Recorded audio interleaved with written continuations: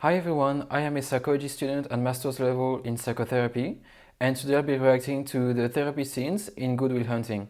So I've already watched the movie a couple years ago, but I want to comment on the different therapy scenes that are in the movie. So I've isolated 3 scenes that I want to watch and comment on, and I'll be releasing my commentary to these scenes once a week for 3 weeks. John McGuire, Will Hunting. How are you? Yeah, let's get started. Yeah, let's do it. I'm pumped. Let's let the healing begin. Would you excuse us? How are you? So let's start talking a little bit about the context of the therapy in this scene based on the few moments that we've watched.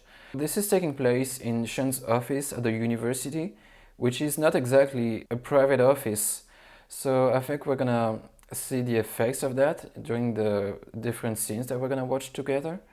And the first thing that you notice about Will's character, if you've not watched the movie, is his very casual demeanor and his irony, like, oh yeah, let's get the healing started and stuff, which is like not what most people would start saying when they meet their therapist for the first time. So you have a very casual client who's a little bit challenging and a little bit in irony in his communication, and the setting of the therapy is in Sean's office, where there's a lot of stuff everywhere. It's pretty disorganized, but we're gonna see how he handles it. You're from in Southie. I like what you've done with the place. Oh, thanks. Do you buy all these books retail, or do you send away for like a shrink kit that comes with all these volumes included? Do you like books? Yeah? Do you read any of these books? I don't know. How about any of these books? Probably not. What about the ones on the top shelf? You read those? Yeah, I read those. Good for you. What do you think about them? Hey, I'm not here for a fucking book report. They're your books. Why don't you read them? I did. I had to. Yeah, so we're really confirming the very casual start of the session with the therapist and the client. So Will is even taking a cigarette out and he's saying fuck, and so these are all attitudes that are not traditional in therapy from a client, especially on the first session, on the first time that they meet the therapist. And so the therapist has to either impose more boundaries or explain more the structure of the therapy, which would be a little bit more confrontational in the approach and would not be so great for the relationship that they have together. Or two, he could adapt to the style of the client. And I think this is what we're seeing from Robin Williams' character. He's taking a more casual approach and more of a discussion about books, whatever. And it doesn't really matter what he says in terms of the therapy and helping Will. It's just a way to get this discussion going and get a little bit more on the same level, because it's not the kind of behavior that you would expect from a client on the first session. And so Willie is coming in with this very uncommon attitude and very casual and challenging and ironic, and so Sean's character has to find what level this is and try to adapt to it so that they can build a relationship, build an alliance, working alliance in therapy, that's a common term, and yeah, build a little bit of rapport before they can get to the therapy stuff, to getting to the core of the matter. So this is what we're witnessing right now. Let's keep going. The United States of America, A Complete History, Volume 1. You want to read a real history book, read Howard Zinn's People's History of the United States. That book will fucking knock you on your ass. Better than Chomsky's Manufacturing Consent? You think that's a good book? Fucking people baffle me.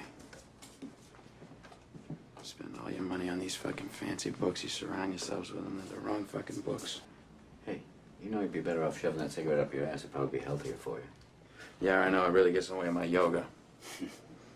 You work out, huh? What, you lift? Yeah. Yeah, Nautilus.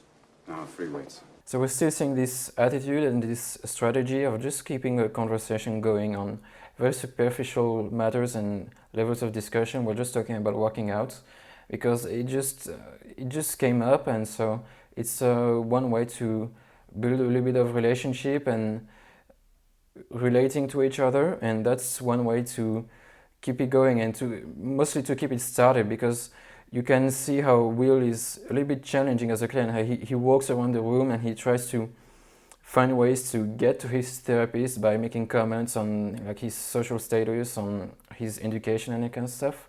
So he went around the room making comments and trying to be challenging to the therapist.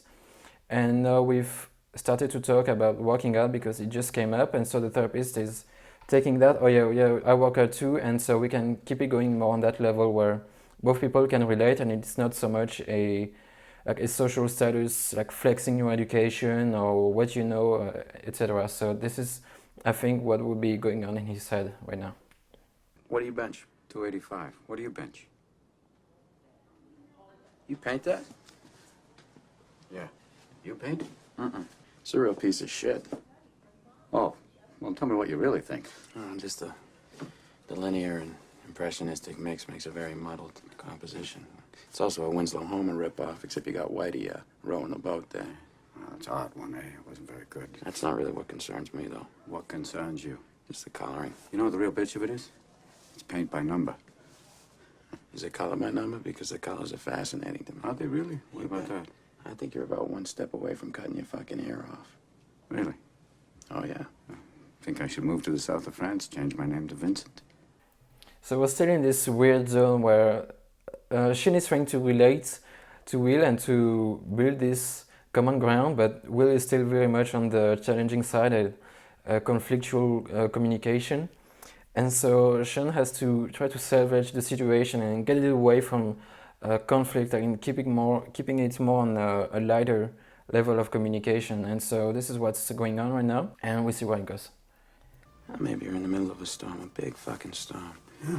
The sky's falling on your head, the waves are crashing over your little boat, the oars are about to snap. You're just pissing your pants, you're crying for the harbor, so maybe you do what you gotta do to get out. You know, maybe you became a psychologist. Bingo. That's it. Let me do my job now. You start with me. Come on. Maybe you married the wrong woman. Maybe you should watch your mouth. Watch it right there, Chief, all right? So we got the first response from Sean that responded on the conflictual level. So Will was trying to like poke holes into Sean and like push his buttons and figure out what weaknesses he had. And so he said something about his wife, and it worked because Sean's wife died in the movie. I mean, she died, I guess, years ago, but she's dead. And Sean had this reaction of replaying on the same conflictual level, and he said, "Watch your mouth," which is quite aggressive from a therapist's position. And in my opinion, it's sort of a failure to keep it on a more lighter level and not rising to the conflictual level from the therapist's side. Because again, you can't really comment about Will's position because he's the client. It's not his job to be a client.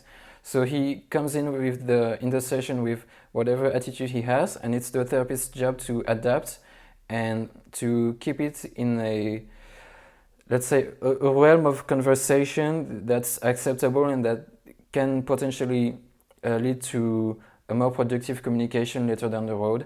And when you say watch your mouth to the client, that's not exactly in the realm of productive communication that's going to help you relate to each other and help the client down the road. So this is a little bit of a failure, in my opinion, on the therapist's side to reply to the aggression and the provocation.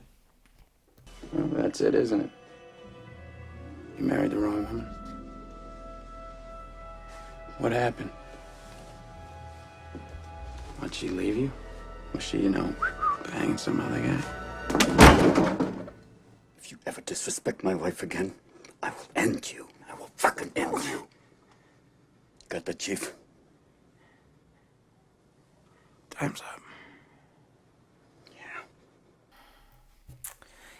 Okay, so Will detected that he pushed the right button. He found what was going to get Sean to react, and he kept going. He saw the first reaction from Sean's side, a very emotional reaction, and he noticed, oh, yep, that worked, so I'm gonna keep it on this side. I'm gonna keep talking about his wife until he keeps reacting emotionally, and it worked. So now we got to a level of reaction from the therapist side that's it's not just like not helpful and unproductive, but it gets to the point of absolutely unethical and unprofessional. In the real world, if you grab your client by the throat and you really squeeze and like you threaten them very directly, that would be a huge problem. Like you would potentially lose your license. It would be really serious. That should never happen in the real world. So, of course, this is a movie and we can't exactly judge it by real world standards. I'm just making the point that this ending of the session is not very realistic, because in the real world, the therapist would do anything in his power to not get to this point of threatening the clients directly. So what we're witnessing is that Sean has this problem, which is that his wife died. So he suffered greatly, and we'll figure out this problem and push the button to get him to react. So what could have Sean done to avoid this extreme reaction that he had? Well, when you have such issues as a therapist, you should be able to identify it and prepare yourself for the possibility that one day a client will mention something like this and it will remind you of your own history, or even in this case, they will use it against you on purpose. And again, as the therapist, you should think about this, think about what happened to you, and prepare yourself and say in your own mind, okay, so this happened to me, this is something that hurts me greatly and that is very raw inside me, and it might come up in therapy at some point with clients, because a client might relate a very similar story that's going to remind me of my own story, or they might even ask me about it somehow, like it might get there. And so you have to be able to notice that about yourself and say, okay, so how am I going to react when that happens? What's my attitude going to be, so that when this happens and my brain is starting to, really get to a more reactive level, I have to slow down, not get to an emotional reaction level, and I have to be able to calm myself, okay, and keep it professional and keep it in the realm of helpfulness and on the realm of I'm helping the client, and versus I'm reacting because I got hurt and now I just want to insult and threaten my client. So it's a very intentional and conscious work that the therapist has to do to not get there. Because of course we understand, like if Sean wasn't a therapist and Will was pushing this button intentionally, you could understand that someone would react this way. So the problem is not that it's unacceptable to react this way, or that it's inappropriate inherently. The problem is that this is a therapy context with a therapist, and in this context this is not an acceptable reaction to have. So we finished our first scene and it ended very poorly, with a lot of aggression and reactivity from both sides. So we'll see how it progresses in the next scene that I've selected in the movie. And I hope you liked the video, I hope it was interesting. If you would like to learn more about psychology based on reactions, please like the video and subscribe to the channel. And I'll see you next time. Bye bye.